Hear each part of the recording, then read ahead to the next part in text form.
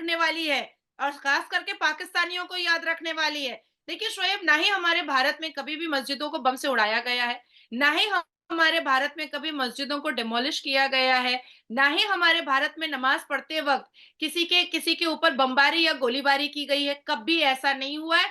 हाँ, जब भी शोभा यात्रा निकला है तो पत्थरबाजी मुसलमानों ने की है। जब भी रामनवमी में राम भक्तों का यात्रा निकला है तो मुसलमानों ने पत्थरबाजी की है। लेकिन आज जुमा के दिन की नमाज होती है, कोई पत्थरबाजी नहीं होती है। ईद की नमाज होती है, कोई पत्थरबाजी नहीं होती है। बकरीद की नमाज होती है, कोई पत्थरबाजी नहीं होती है। लैलतुल कद्र में पूरी रात यहाँ पर नमाज होती है, कोई पत्थरबाजी नहीं होती है। लेकिन जैसे ही शोभा यात्रा निकलता है वैसे ही मुसलमान पत्थर चलाने लगते हैं।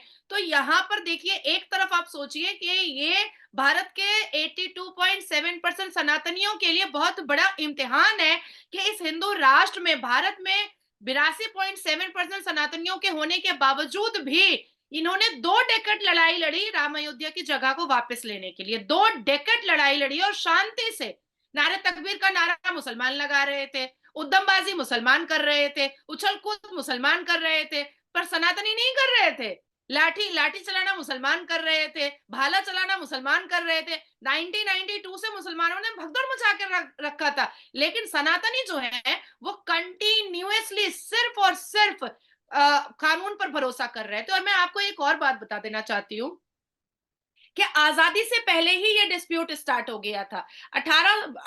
1858 में और 1885 में ही इसका सबसे पहला केस जो है वो ब्रिटिश के कानून में ही, ब्रिटिश के कोर्ट में ही ये दायर हो चुका था। तो भाई, जिस भी मुसलमानों को ये प्रॉब्लम थी वो आजादी के वक्त जा सकते थे पाकिस्तान के, भाई यहाँ पर तो राम अयोध्या विराजमान होंगे, राम अयोध्या का की यहाँ पर मंदिर बनेगी, क्योंकि डिस्प्यूट तो आजादी से पहले की थी। तो जिसको भी दिक्कत थी वो आसानी से पाकिस्तान का रास्ता मोड़ सकता था। और आज भी अगर किसी को दिक्कत है, अगर जोड़ा अवैसी के साथ साथ और भी मुसलमानों को लगता है या पाकिस्तानियों को भी लगता है कि नहीं, यार भाई भारत में मुसलमानों को बहुत तकलीफ दी जा रही है, तो भाई आप लोग वीजा भेजिए, हम लोग भेज देंगे। आप लोग वीजा भेजिए, बल्क से भेजिए, हम भेजने को तैयार है। मैं नाजिया इलाही खान ये जिम्मेदारी उठा रही हूँ कि पाकिस्तान से जैसे जैसे वीजा आएगा वैसे वैसे मैं अटारी बॉर्डर जाकर के छोड़ूंगी। मैं अल्लाह की कसम खा के कह रही हूँ कि मैं छोड़ूंगी जाकर के।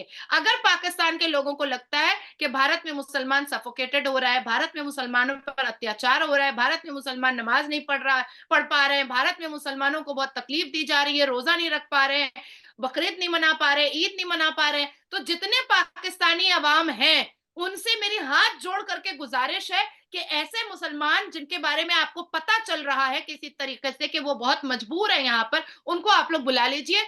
मैं जिम्मेदारी लेती हूँ कि मैं छोड़ करके आऊंगी वो मैं इनोग्रेशन और उसकी इधर नींव।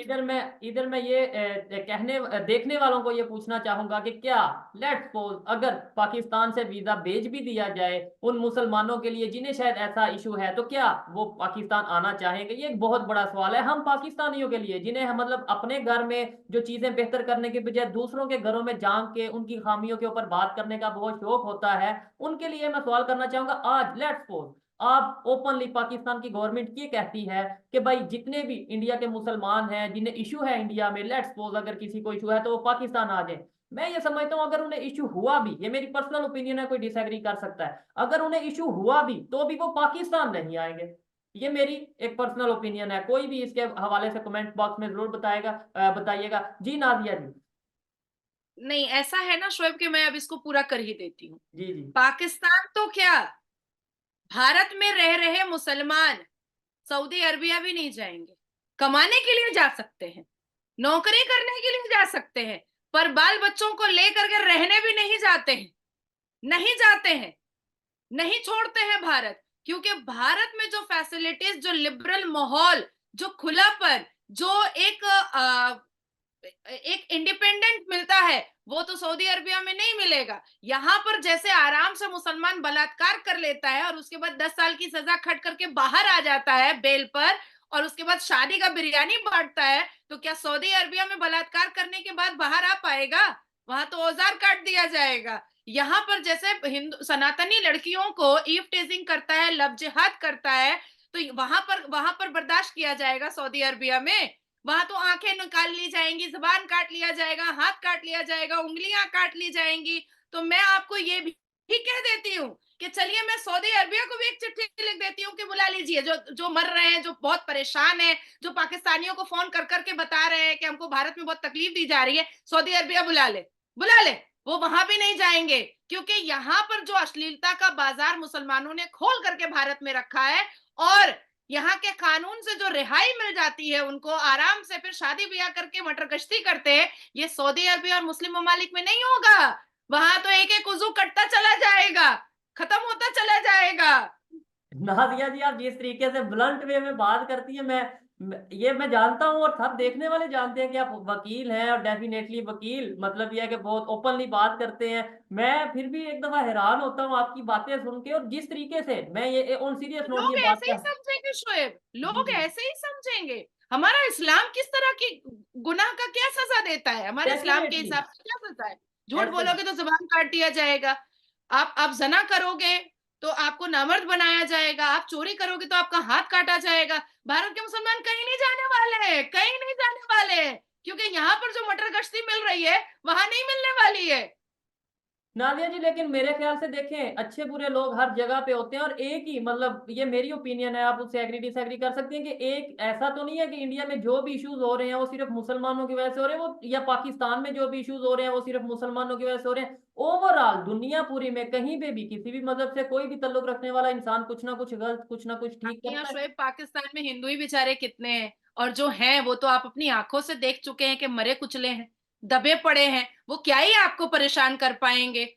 वो 2-3 वक्त का खाना खा ले, रोटी खा ले, आप मेरी अल्लाह की कसम खा के कहिए तो कि मैं झूठ बोल रही हूँ, वो 3 वक्त की रोटी खा ले पाकिस्तान के हिंदू, वो रात में भगवान का शुक्र अदा करके सोते होंगे। वो क्या ही आपको परेशान कर पाएंगे? वो कुछ नहीं आपका बिगाड़ पाते हैं। लेकिन हमारे यहाँ मैं एक नहीं, 2,58,000, तो मैं आपको लव जिहाद का मैटर बता दूंगी। 2,58,000 मैं बता दूंगी आपको लव जिहाद का मैटर। मुसलमान बलात्कारियों का डेटा मैं आपको दे दूंगी।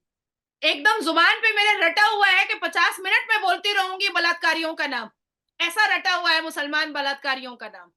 तो यहाँ पर परेशान करते हैं, लेकिन मैं फिर भी कहूंगी कि जितने ज्यादा अश्लीलता का बाजार और क्रिमिनल आतंकी और दंगई एक्टिविटी सुन्नी मुसलमानों ने किया है, बोरी मुसलमान ने नहीं किया है, शिया मुसलमान ने नहीं किया है, बिल्कुल नहीं किया है। आज आज बोरी मुसलमान बहुत सक्सेसफुल है, यहाँ पर बहुत तरक्की याफ्ता है।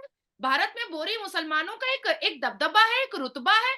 शिया मुसलमान सर उठाकर चलते हैं, शिया मुसलमान की बेटियां पायलट बन रही हैं, फाइटर जेट चला रही हैं। अभी बॉम्बे ही जोगेश्वरी की एक शिया मुसलमान की बच्ची है, वो फाइटर जेट चला रही है। आप सोचो, अभी 22 साल की उम्र में उसको उसको सिलेक्शन दिया गया है, जोगेश्वरी की रहने वाली है, बॉम्बे की। तो वही यहाँ ना पर मैं, सुन्नी मुसलमान दंगई है, बिल्कुल मैं इसके यही अलावा कह, कोई नहीं। मेरा भी यही पॉइंट है कि भाई देखे, हम आप जैसे आपने खुद बताया कि बहुत से ऐसे मुस्लिम हैं जो वहां पे बिजनेस भी कर रहे हैं, बल्कि अजीम प्रेम जी आई थिंक एक नाम है, वो मुझे पिछले दिनों पता चला कि भाई इंडिया के बड़े बिजनेसमैन में से एक नाम वो है, और वो मुस्लिम है। मतलब इसमें मैं ये समझता हूँ, जो मैंने थोड़ा स्टडी किया है इंडिया को, या मैं इंडिया के लोगों से जैसे आपसे इंटरेक्शन करता हूँ, मेरे ख्याल से अब वहां पे हिंदू मुस्लिम वाली जो एक डिबेट है वो खत्म मेरे ख्याल से होती जा रही है। वहां पे एज ए इंडियन है। एक दूसरे के साथ बात करते हैं, और ये चीज तो पूछते नहीं कि इंडिया से आप मुस्लिम हो या हिंदू हो, आप सिख हो, आप क्रिश्चियन हो। मेरी ये ऑब्जर्वेशन है। नॉट एट ऑल, एकदम तुम सही कह रहे हो शोएब, बिल्कुल भी यहाँ पर हिंदू मुस्लिम का कोई भी सिनेरियो है ही नहीं, बिल्कुल नहीं है। ये वही जो जोड़ा अवेसी हैं, ये वही जो पार्टी पॉलिटिक्स वाले लोग जो हैं, और सुन्नी मुसलमान जिन्होंने all India Muslim personal law board खोल कर रखा है, जमायतुल उलमाए हिंद खोल के रखा है, तो इनकी बाजार बंद हो जाएगी ना। अब सब आपस में मिल जाएंगे, सब काम धंधा करेंगे, सब पढ़े लिखे हो जाएंगे, तो इनकी तो बाजार बंद हो जाएगी, कोई जाहिल बचेगा ही नहीं मुसलमान। तो फिर इनके आगे पीछे हो करेगा कौन? इसीलिए ये लोग बाजार को गर्म करते रहते हैं। तो मेरा ये कहना है कि माहौल शांत हो सकता है अगर ये जितने भी चिटिंगबाज मुसलमान हैं, अगर वो पाकिस्तान चले जाएं, तो हमारे भारत का